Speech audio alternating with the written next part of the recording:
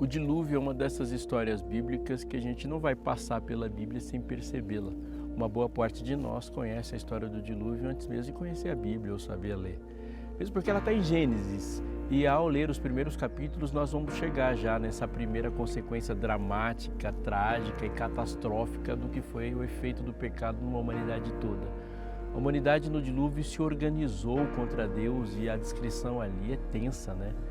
O pensamento humano era mau e a expressão usada é continuamente.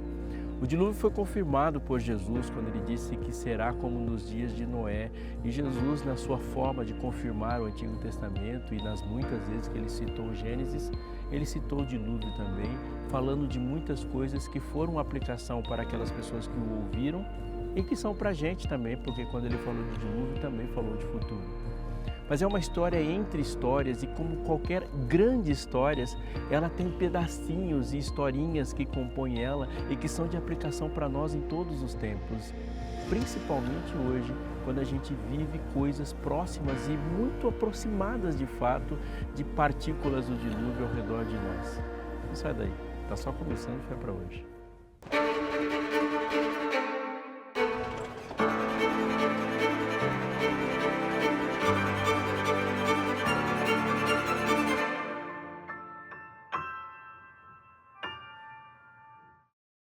Gênesis capítulo 1, verso 4. E viu Deus que a luz era boa e fez separação entre luz e trevas. Verso 7. Fez, pois, Deus firmamento e separação entre as águas debaixo do firmamento e água sobre o firmamento, e assim o fez. Se a gente seguir essa sequência em Gênesis 1 até terminar o relato da criação, nós vamos perceber a palavra separação marcando a narrativa do começo até o fim. Todo o processo de criação é um processo de separar. Se você voltar um pouquinho para a descrição, no comecinho de Gênesis 1:1, ele diz: no princípio criou Deus os céus e a terra. E afirma um Deus que é criador, ele cria a partir do nada. A palavra usada para criou, criar ali para Deus é bará. Ele cria a partir do nada, ele não é só criativo, que manipula as coisas. Não, ele faz surgir as coisas. Mas o verso 2 já vai dizer algo que existe. A terra, porém, era sem forma e vazia, havia trevas sobre a face do abismo, e o Espírito de Deus pairava sobre a face do abismo, e disse Deus: haja luz, e houve luz. E a partir desse momento, a terra que era sem forma vai passar a ter forma, e a terra que era vazia vai passar a se encher. E Deus conduz o processo de criação ao separar, distinguir. Deste ponto de Gênesis até o último ponto de Apocalipse, a gente vai perceber que Deus tem um padrão de criar. Deus sempre cria separando em todas as instâncias e todas as circunstâncias. A criação, quando ele olha para aquilo que era sem forma e vazio, ele faz o continente surgir separando águas de águas. Ele cria o dia separando trevas de luz. Ele cria os céus e terra, e todo o processo onde as coisas vão se distinguindo, ele vai separando e separando, até chegar ao ponto que ele diz: façamos o homem do pó da terra. Portanto, aquilo que seria o homem está junto, e ele separa uma parte do pó da terra para dar para ele um formato. Este caminho de separação vai aparecer também na formação do povo de Israel. Quando Deus forma o povo de Israel, a primeira ação de Deus ao formar aquele povo hebreu é um chamado, e um chamado à separação. Disse Deus para Abraão: Abraão, sai da tua terra, da tua parentela e vai para o lugar que eu te mostrarei. De ti farei uma grande nação, te abençoarei, te engrandecerei o nome, se tu uma bênção. Mas todas essas coisas que ele diz começam com Abraão se separando, se distinguindo. Assim é com João Batista, assim é com o seu povo. Quando o povo cresce no Egito, o grande fenômeno histórico que faz com que Israel surja como nação é separá-lo de lá. Israel, ao separar-se do Egito e caminhar para o Sinai e ter a distinção de quem ele é, ele vai se distinguindo, se criando. Deus cria um mundo separando, Deus cria um povo separando. O processo de separar, de distinguir, portanto, é um processo criador. Mas se você voltar para Gênesis também, você vai perceber um outro fenômeno. O processo de destruição, ele é o inverso. Da mesma forma que Deus cria separando, a destruição acontece com um ajuntamento. O relato que antecede e que dá o momento inaugural para o dilúvio acontecer é que viram os filhos de Deus que as filhas dos homens eram mais formosas e se juntaram a ela. Então essa explicação para filhos de Deus e filhos dos homens é necessária aqui. Não há nenhum encontro entre seres celestiais e seres humanos, nada disso está acontecendo ali. É que a Terra, a partir dos descendentes de Adão, tem dois troncos muito importantes. Os descendentes de Caim, que negam a Deus a partir do seu patriarca e vivem como se Deus não existisse, escolhendo uma vida para si mesmo. Essa vida é trágica, sem lei, violenta e destruidora para a própria Terra. Eles são um ajuntamento de perversidades. Mas os filhos de Sete, eles seguem um outro caminho. E os descendentes de Sete agora são aqueles que servem o Senhor. O texto fica muito claro dizendo sobre o filho que Sete tem, quando ele gera esse seu filho e diz que dali começou-se a invocar o nome do Senhor. O mundo tem dois povos, os que não invocam o Senhor e vivem como se ele não existisse, organizando sua própria vida de maneira destrutiva, e aqueles que invocam o Senhor. Em um momento que marca o primeiro passo da destruição, esses povos se juntam. E quando os filhos de Deus começaram a tomar em casamento as filhas dos homens, então entenda, descendentes de Sete, descendentes de Caim, o mal começou a crescer, porque aquilo que deveria estar distinto agora se junta. Isso vai caminhar para o dilúvio. O relato do dilúvio, ele confirma isso que está acontecendo. Porque para que o dilúvio acontecesse, tudo aquilo que Deus separou no ato de criar, ele junta. Então toda a água que havia sido separada quando Deus cria o firmamento e mandou aquela água toda para cima, agora essa água volta para baixo. Deus cria separando e destrói juntando. Os homens se juntaram e geraram uma destruição, um processo de autodestruição do próprio planeta. Deus confirma e faz um ato que destrói uma parte da humanidade e o planeta que essa humanidade mora, mandando tudo que ele tinha separado para se juntar de novo. E os elementos se fundem e a Terra volta a ser o que ela era antes de Deus agir separando.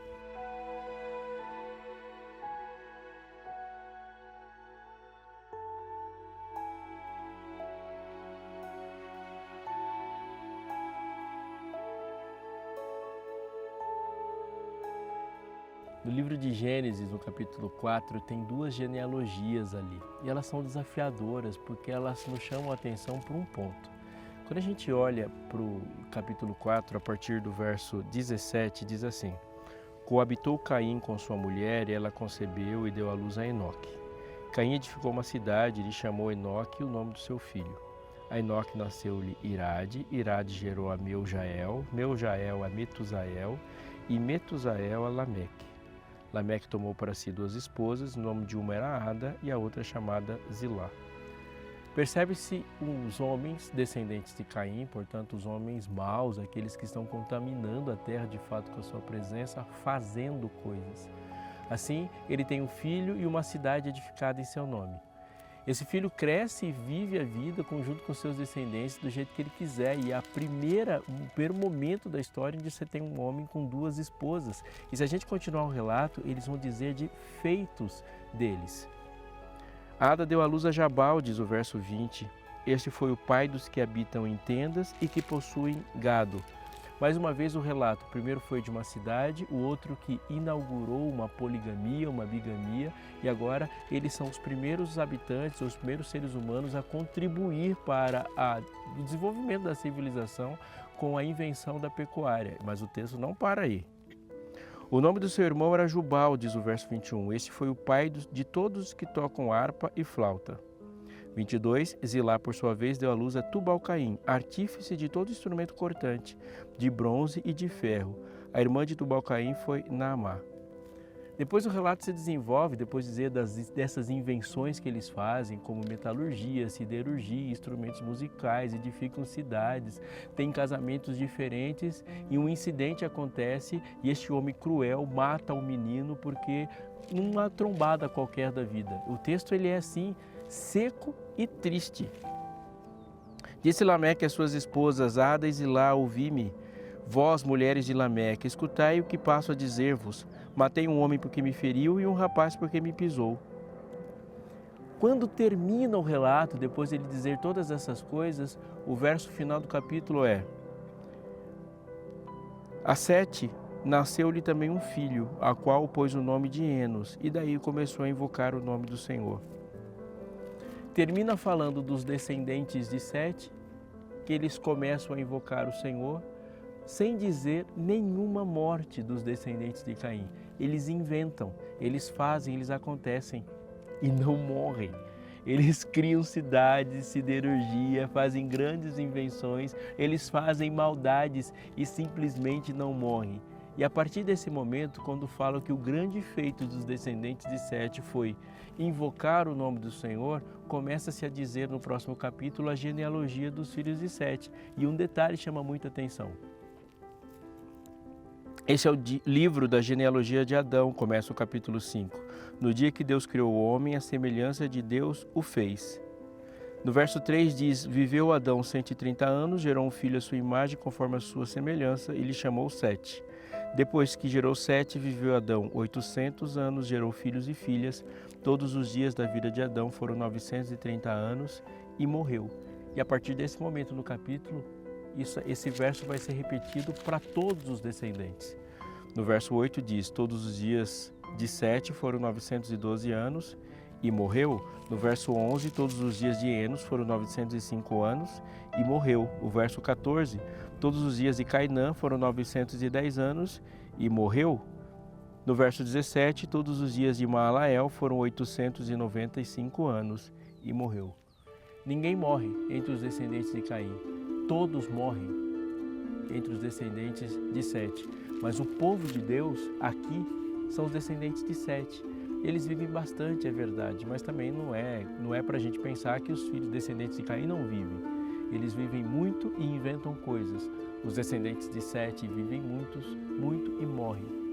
Isso não é um detalhe simples que deve passar despercebido no texto. A gente deve prestar muita atenção no que está acontecendo aqui, porque essa é uma pergunta que vai ter muita força nos Salmos e muita força na nossa mente. Porque qual de nós nunca fez a pergunta sobre estar fazendo tudo certo e estar dando tudo errado? O salmista, ele luta no seu próprio cérebro quando ele vê a prosperidade dos maus.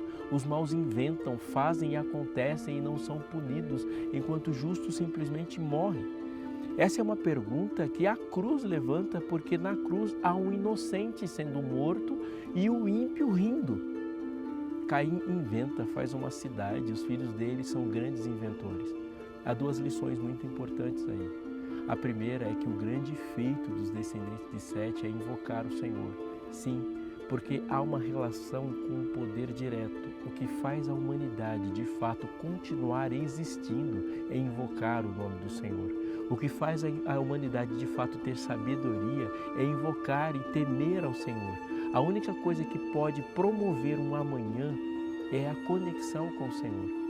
Todas as invenções da humanidade, elas geraram um grande efeito para a história da humanidade. E nós estamos lidando com novas perspectivas cada vez que novas tecnologias são colocadas. E essa geração a que nós vivemos sente isso a cada semana. Existe uma diferença ao seu redor da mudança do 3G para o 4G. E muita coisa que você faz hoje, dia a dia, você não faria se não tivesse essa inserção tecnológica. Como por causa de tecnologias industriais, digitais e assim por diante, mudam a nossa vida. Mas elas não acrescentam nenhum dia a mais nas nossas perspectivas de vida ou de esperança. Humanos morrem. Não dá para dizer que uma grande invenção em alguns dos séculos deu para nós uma perspectiva de vida eterna real. Não, os homens sonharam com a eternidade, mas o seu sonho com a eternidade não cresceu a partir das nossas invenções. Assim a gente olha para o texto e entende uma coisa: o invocar o nome do Senhor é que colocou aqueles homens dentro da arca. Mesmo que alguém tenha a capacidade de fazer algumas coisas, a destruição delas aconteceu no mesmo dia. E isso é real para a segunda lição. Todos os descendentes de Caim inventam e não morrem. Os descendentes de Sete invocam a Deus e morrem. até que em um versículo, nos próximos capítulos, a Bíblia vai resumir, sem biografia, sem referência, sem nenhum aplauso. Deus mandou o dilúvio e tudo que tinha fôlego de vida em terra seca pereceu. Não há descrição de nenhum nome, nenhum feito. Simplesmente eles morrem todos e a partir desse momento a terra continuará como se eles nunca tivessem existido. Porque o que existe hoje de humanidade são dos descendentes de Sete. Eles não contribuem com metalurgia, com siderurgia, com instrumentos musicais ou com urbanização. Eles contribuíram com a vida.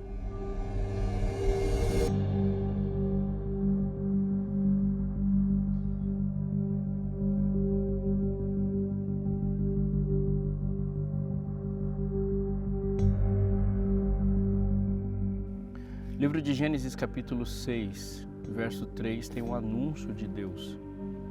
Então disse o Senhor: o meu espírito não agirá para sempre no homem, pois esse é carnal, e os seus dias serão 120 anos. Há algo muito importante: o dilúvio não caiu abruptamente. O anúncio sobre essa destruição e numa contagem regressiva para o juízo divino, ele foi 120 anos. 120 anos é um tempo suficiente para pregar para uma geração inteira, quem sabe mais. Ali os seres humanos tiveram muita oportunidade de reverter. Cada madeira, cada processo, eles estiveram diante da construção de um plano de salvação visível. A arca estava sendo construída e era muito mais do que um projeto engenhoso de um meio de transporte. A arca significava que cada dia que passava, cada momento, cada processo que Noé se empenhou em fazer cada pedaço da arca, era um dia a mais de uma chance de arrependimento. Sim, aqui também há um padrão de Deus. Nunca houve uma destruição na história da humanidade onde uma porta de salvação não tivesse sido colocada antes. Deus avisa, Ele fala o que Ele vai fazer e Ele sempre mostra uma mão estendida como um processo de salvação. A gente olha já no dilúvio que ocorreu o dilúvio, ocorreram muitas mortes, ocorreu uma destruição mesmo, catastrófica, cataclismática. Mas aquela geração ouviu uma mensagem de salvação por 120 anos. Mais do que isso, o nome Enoque é mencionado no Novo Testamento como pregoeiro da justiça, o que nos faz pensar e entender corretamente, como a maneira como ele é mencionado, que ele prega sobre arrependimento e perdão.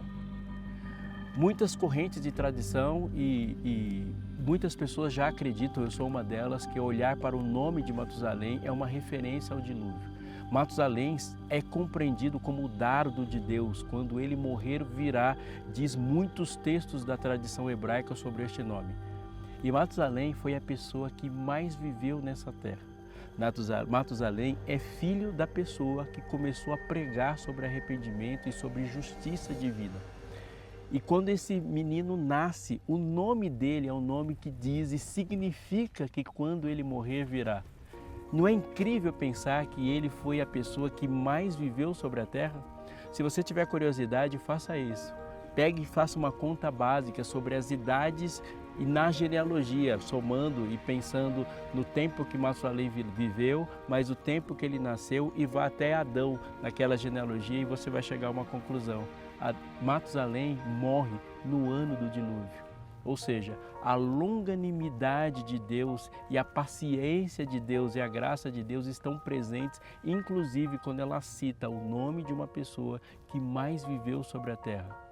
A porta de graça estava aberta para toda a humanidade. Ela estava aberta em uma arca. Foi assim com Sodoma e Gomorra, foi assim com o Egito, foi assim com Nínive, é assim para conosco.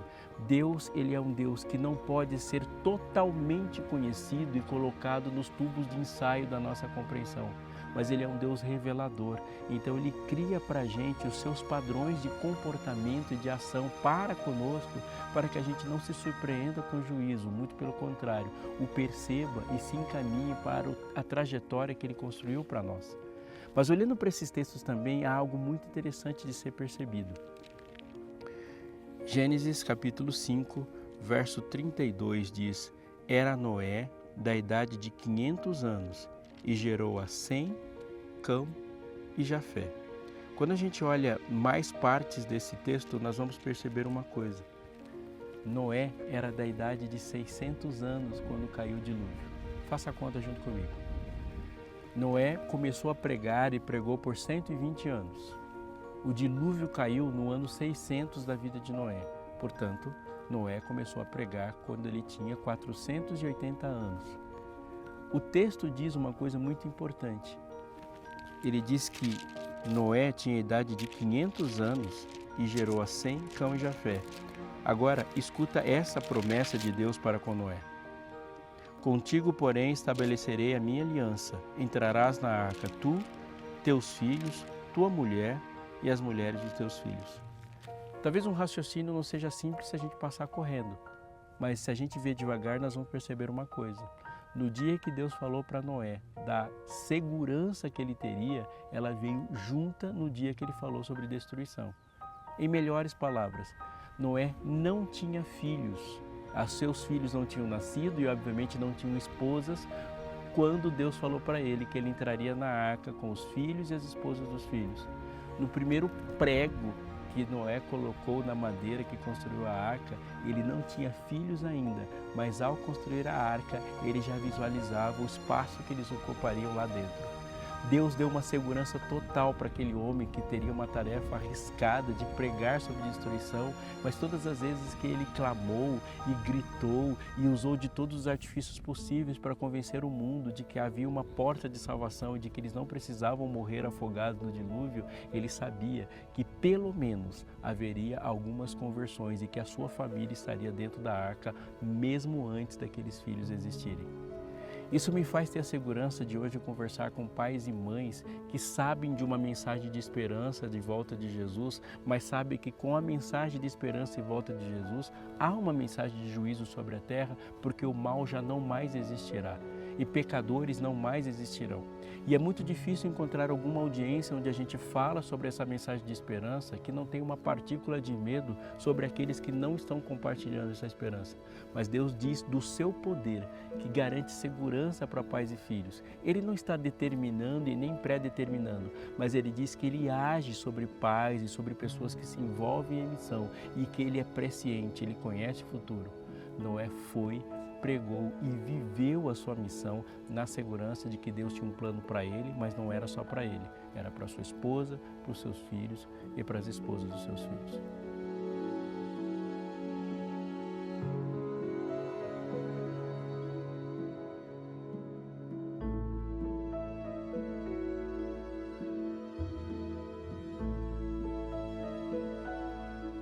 Um dos temas mais impressionantes da Bíblia, um tema que não dá para estudar a Bíblia sem passar por ele, é sobre a volta de Jesus.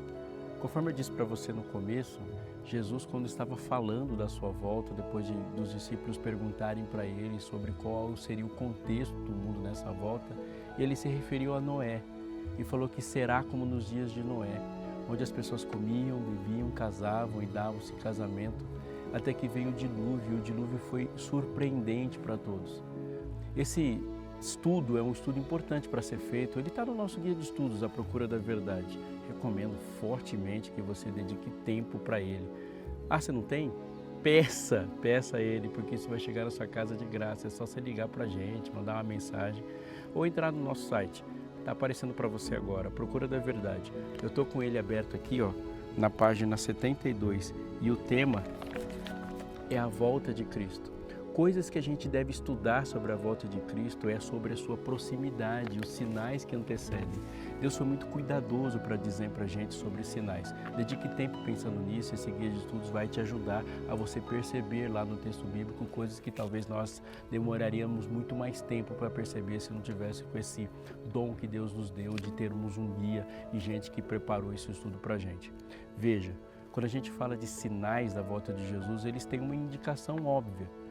Os sinais da volta de Jesus é para que a gente olhe ao redor e perceba com clareza a sinalização da proximidade. Ele mesmo disse, você olha para uma árvore e vê a mudança das folhas e sabe que a estação está mudando. Jesus disse isso para os seus discípulos. Ele disse de sinais do céu, no sol, na lua, das estrelas, que é o momento que a gente percebe por uma hora marcada, que não foi marcada na nossa casa, mas há uma indicação para que as malas estejam prontas.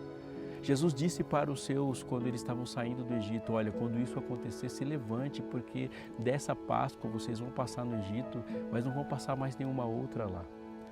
Mas ele fala uma coisa sobre sinais ali que nos chamam muita atenção, porque ele disse assim, será como nos dias de Noé, e as pessoas comiam, bebiam, casavam-se e davam-se em casamento. Depois de ele ter falado tanto de Noé e ter falado tanto de sinais e falado tanto da sua volta, a junção dessas frases nos gera um alerta enorme, porque ele disse assim, em outras palavras, não adianta nada eu falar muito de sinal se você não ficar atento.